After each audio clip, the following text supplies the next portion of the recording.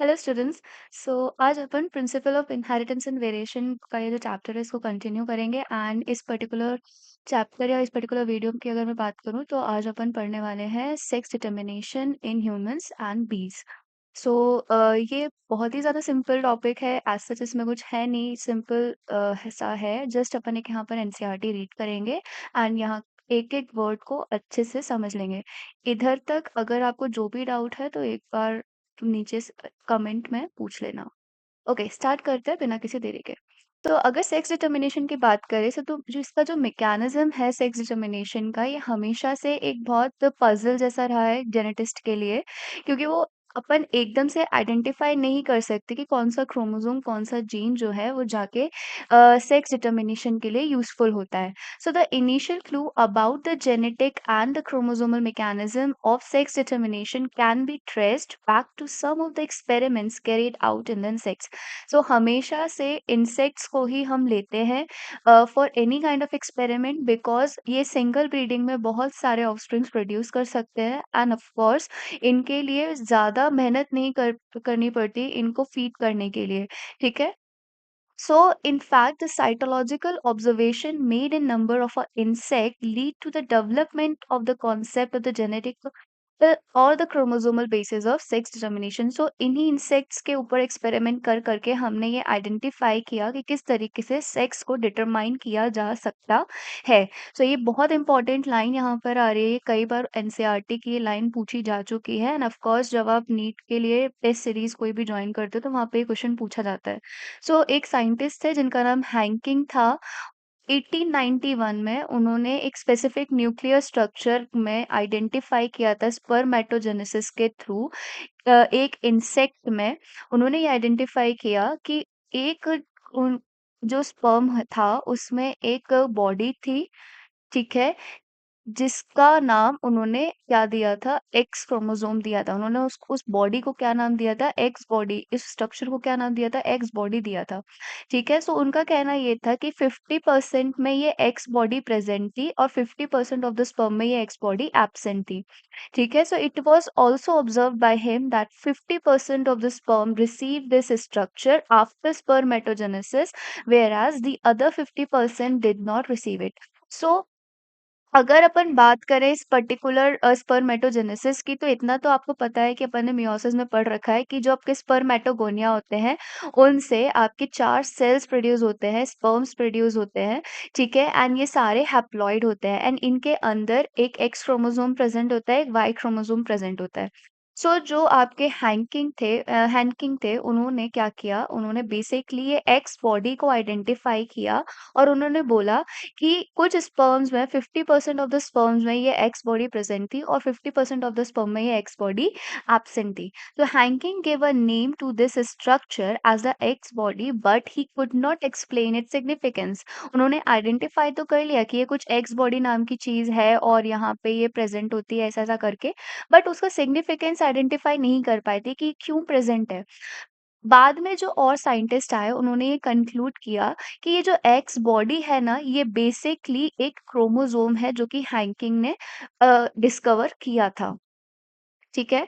So further the investigation by the other scientists lead to the conclusion that the X body of the Hanking was in fact a chromosomal. That is why it was given the name as X chromosome. ठीक है। इतना तो समझ में आ गया होगा कि जो X बॉडी आपके साइंटिस्ट ने हैंकिंग ने जो आपका निकाला था, उन्होंने जो डिस्कवर किया था, वो आगे चल के जो दूसरे साइंटिस्ट थे उन्होंने बताया था कि ये क्रोमोसोम है। ठीक है। So it was also observe that in a large number of insect the mechanism of sex determination is the XO. So उस टाइम पे ये तो मैंने ह्यूमंस की बात करी। ठीक है। यहाँ पर मैंने ह्यूमंस की बात करी कि एक्स क्रोमोसोम होता है, एक वाई क्रोमोसोम होता है। लेकिन वहीं पे अगर मैं इंसेक्ट की बात करूँ तो इंसेक्ट में आपके 50% ऑफ द स्पर्म में ये एक्स क्रोमोसोम प्रेजेंट होता है और 50% ऑफ द क्रोमोसोम में कोई सा भी क्रोमोसोम प्रेजेंट नहीं होता। So they have a X O type of sex determination. ठीक है। So it was observed that a large number of the insect, the mechanism of sex determination is the exotype. That is, all eggs bear an additional X chromosome besides the other chromosome or the autosomes. On the other hand, some of the sperms bear the X chromosomes where some do not. ठीक है, सो उन्होंने ये बोला कि कुछ sperms में X chromosome present थे और कुछ में नहीं थे. सो ये चीज आपको ध्यान रखनी है. Eggs fertilized by sperm having an X chromosome become female. अब जो X रहेगा उसके अंदर तो X क्रोमोसोम ही प्रेजेंट रहेगा, और जो आपके स्पर्म जो होगा, ठीक है, अगर उसमें एक्स क्रोमोसोम प्रेजेंट है, ठीक है, और वो इसके साथ फर्टिलाइज करता है, तो वो आगे जाके एक्स क्रोमोसोम बनाएगा and this will lead to the formation of female body. ठीक है, so those fertilised by the sperm that do not have a X chromosome become male. अब जिनके पास ये एक्स क्रोमोसोम के साथ दूसरा जो स्पर्म होगा, मतलब ऐसे एक समझ लो कि एक ही हमारा एक्स वाला क्रोमोसोम कंटेनिंग एग है, और एक स्पर्म ऐसा है जिसमें ये एक्स क्रोमोसोम प्रेजेंट नहीं है, मतलब ओ है, जीरो है, कोई भी क्रोमोसोम प्रेजेंट नहीं है जो कि डिटरमाइन कर सके सेक्स की कौन सा है ये. ठीक है, जब वो फर्टिलाइज करेगा तो ये X O type of structure बनाएगा और ये आपका मेल बॉडी स्ट्रक्चर होगा. So do you think the number of the chromosome in the male and the females are equal? अब इधर आपके डबल एक्स है और इधर एक सिंगल एक्स है. ऑफ कोर्स सी बात है, मेल और फीमेल में जो सेक्स क्रोमोसोम है, जो क्रोमोसोम का जो नंबर है वो इक्वल नहीं है. So, due to the involvement of the X chromosome in the determination of the sex, it was designated to be the sex chromosome, and the rest of the chromosome were named as autosome. So, जो chromosome determine कर सकते थे sex of the body, वो उनको हमने बोला sex chromosome, और इनके अलावा जो डिटरमाइन नहीं कर सकते उनको हमने बोला ऑटोजोम्स. ठीक है, so grasshopper, again a very important line. जो ग्रास हॉपर है उनका जो एग्जाम्पल है वो एक ऐसा एग्जाम्पल है किस चीज का, एक्सओ टाइप का. ठीक है, XO type of sex determination का एग्जाम्पल है कौन, grasshopper. So in which the males have only one X chromosome besides the autosome, whereas female have both the pairs of X chromosome. So यहाँ पर XO type आपको कहाँ देखने को मिलेगा, ग्रास हॉपर में. एक्स ओ का मतलब है कि ये मेल ग्रास हॉपर है, और एक्स एक्स का मतलब है ये फीमेल ग्रास हॉपर है. ठीक है, सो ये चीज याद रखना. Now the observation leads to the investigation of a number of species. अब साइंटिस्ट चुप तो रहने नहीं वाले, तो उनको अलग अलग स्पीशीज में ये एक्सपेरिमेंट करना था.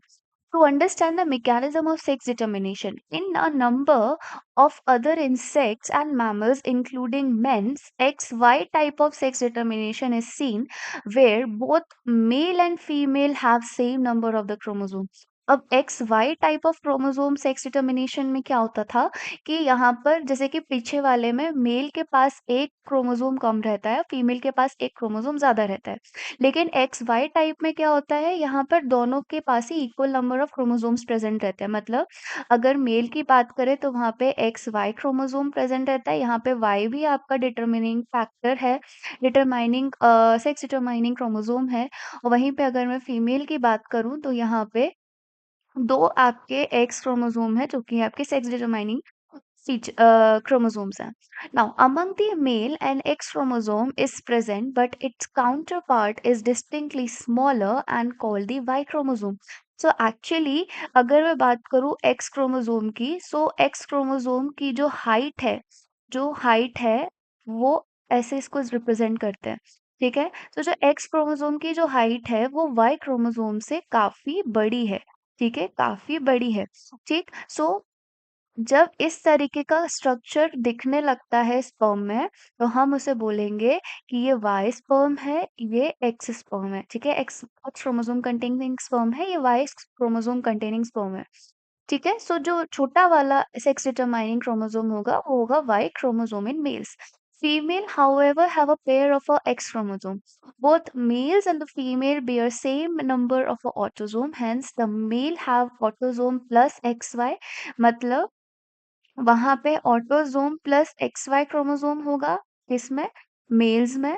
और वहीं पे अगर मैं बात करूं फीमेल्स की, तो वहां पर autosomes plus double x chromosome present होगा, कहाँ, फीमेल्स में. Done. Now, while females have a autosome plus XX in humans being and in Drosophila, again a very important point कि XY type of sex determining के example है human being और Drosophila. Male have one X and one Y chromosome, whereas female have a pair of X chromosome besides autosome. Done. Now, in above description, you have studied that two type of sex determining mechanism, that is the exotime and XY type. But in both cases, male produces two different type of gametes, either with or without X chromosome. ठीक है, या तो आपके mail जो है या तो उसमें X क्रोमोसोम प्रेजेंट होगा या तो X क्रोमोसोम नहीं होगा, और दूसरे में क्या होगा, be some gametes with X chromosome and some with Y chromosome. ठीक है, दूसरे एक्स वाई टाइप में क्या हो रहा था कि या तो दोनों में एक्स एक्स प्रेजेंट होगा या तो एक में एक्स वाई प्रेजेंट होगा। So in such type of sex determination mechanism is designated by the example of the male heterogamety.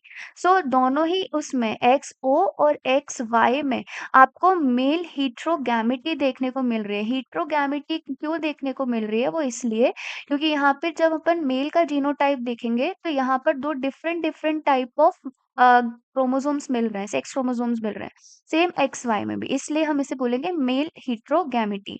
लेकिन अगर अपन बात करें बर्ड्स में, ठीक है, सो अगर अपन जब बात करते हैं बर्ड्स में तो इसमें फीमेल हेटेरोगैमेटी देखने को मिलती है। यहाँ पे फीमेल के जो जीनोटाइप होगा उसके जो सेक्स क्रोमोसोम होंगे वो डिफरेंट होंगे। ठीक है, सो at different mechanism of sex determination is observed. In this case, the total number of the chromosome is same in both the males. इसमें भी मेल और फीमेल के क्रोमोसोम नंबर तो सेम होंगे, लेकिन two different type of gametes in terms of sex chromosomes are produced by the female. So दो different type of sex chromosome produce करेंगे females, ठीक है, दैट इज फीमेल heterogamity देखने को मिलेगी। So in order to have a distinct with the mechanism of a sex determination described earlier, the different sex chromosome of female birds have been designated to the be the Z and W.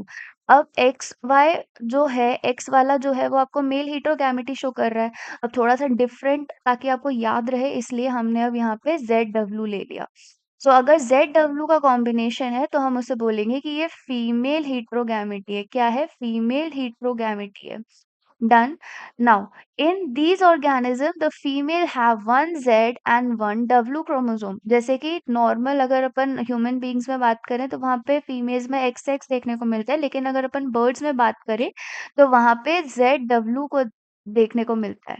So where as males have a pair of a Z Z chromosome, अगर अगर इस तरीके का है तो इसका मतलब birds में ये मेल है। ठीक है, सो जैसे कि अपन ह्यूमंस में ऐसा होता है ना कि आपके जो फीमेल्स रहती हैं जो इलिटरेट लोग होते हैं, जो पुराने ख्यालात के होते हैं, उनको ऐसा वो लोग ऐसा अपनी जो उनकी बहू वगैरह होती है उनको ऐसा बोलते हैं ना कि अरे तुम्हारी वजह से बेटा नहीं हो रहा, बेटियां हो रही हैं, मतलब वो पूरा का पूरा ब्लेम जो है लड़की पे डालते हैं। सो एक्चुअली वो केस बर्ड्स के लिए अलाउड है, बिकॉज वो लोग वहाँ पे responsible, female birds are responsible for producing a male bird और द फीमेल बर्ड। ठीक है, तो इस तरीके से याद रख सकते हो। ठीक।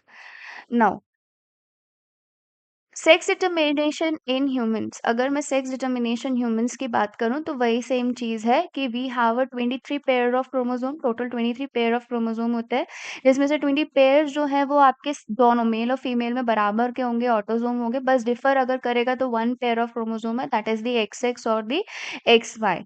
ठीक है, पेयर ऑफ एक्स क्रोमोसोम जो है वो फीमेल रिप्रेजेंट करती है, अभी पीछे ही पढ़ के आए, and the presence of X and Y chromosome जो है वो determined by the male characteristics, जैसा कि अपन ने पढ़ा। अब में जब अपन स्पर्मेटोजेनेसिस करते हैं अमंग्स द मेल, तो वहां पर जो 50% ऑफ दिस स्पर्म्स है उसमें एक्स क्रोमोसोम प्रेजेंट होगा, और उसमें 50% जो क्रोमोसोम्स होंगे दूसरे जो सॉरी जो 50% ऑफ द स्पर्म्स होंगे उसमें वाई क्रोमोसोम प्रेजेंट रहेगा।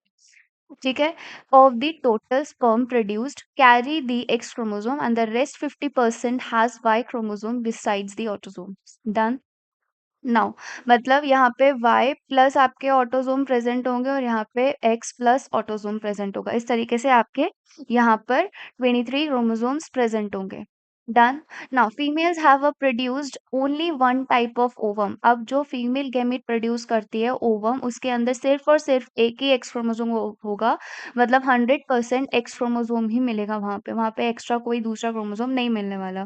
This is an equal probability of the fertilisation of the ovum with the sperm carrying either the X और the Y chromosome. So generally यहाँ से बेसिकली ऐसा question पूछ लिया जाता है कि अगर एक एक्स वाई फीमेल है, सॉरी एक एक्स वाई मेल है और अगर एक एक्स एक्स फीमेल है, तो उनका आने वाला बच्चा गर्ल होगा या बॉय होगा। सो देर आर 50% चांसेस कि either it would be a girl और it would be a boy. ठीक है, सो ये इस तरीके के क्वेश्चंस पूछ लिए जाते हैं। ठीक, so in case of the ovum fertilizes with the sperm carrying X chromosome, the zygote develop into a female that is XX। अगर X क्रोमोसोम के साथ X sperm आके फर्टिलाइज करता है, so it will produce a female. और अगर आपके X chromosome के साथ Y स्पर्म आके फर्टिलाइज करता है, सो इट प्रोड्यूसेस मेल। ठीक है, ovum with the Y chromosome carrying sperm results into the male offsprings. Now does it is evident that it is a genetic makeup of the sperm that determine the sex of the child, ठीक है, not the female। Now, it is also evident that in such pregnancy there is always a 50% probability of either a male or female child, ठीक है। But it is unfortunate that in our society women are blamed for giving birth to a female children and have been ostracized and ill treated because of the fall notation। I hope ये चीज़ समझ में आ गई। It is very simple topic. Just यहाँ पे ये था, इसलिए मैंने आपके लिए ले लिया है ये। बाकी it's just a simple reading. Okay, अब यहाँ पे थोड़ा-सा ट्रिकी है sex determination in the honey bee. So यहाँ पे हम पढ़ते जाते हैं। So sex determination in the honey bee is based on a number of sets of a chromosomes and individual receives. ठीक है, कितने नंबर ऑफ क्रोमोसोम एक इंडिविजुअल रिसीव करता है, हम उसके बेसिस पे हनी बी में मेल और फीमेल डिसाइड करते हैं। So an offsprings formed from the union of a sperm and an egg develop a female. अगर हमें फीमेल डेवलप करनी है तो हमें स्पर्म का और ओवम का फर्टिलाइजेशन कराना पड़ेगा।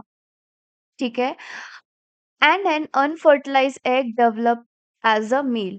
लेकिन अगर हमें मेल डेवलप कराना है तो सीधा ओवम ही आपका डेवलप हो जाएगा, किस में, मेल में। ठीक है, अनफर्टिलाइज्ड ओवम। ठीक, मतलब हैप्लॉइड कंडीशन में, और यहाँ पे डिप्लॉइड कंडीशन आ रही है।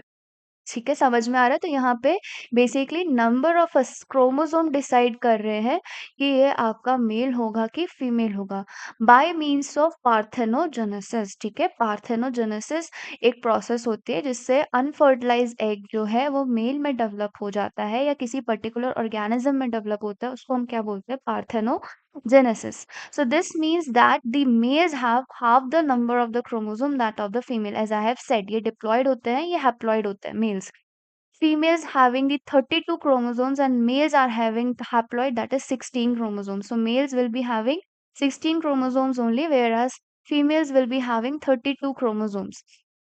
Done। This is called haplodiploid sex determination system। So usually it is asked कि sex determination in honeybee किस तरीके का होता है, तो it is haplodiploid sex determination।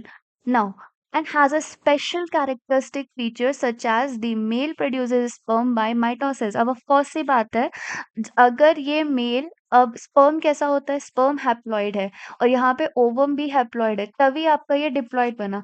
अगर मेल जो है वो मियोसिस कर रहा होता या ऐसा कुछ होता कि ये डिप्लॉइड कंडीशन का प्रोड्यूस करता, तो हमारे पास फीमेल नहीं हो सकती थी डिप्लॉइड।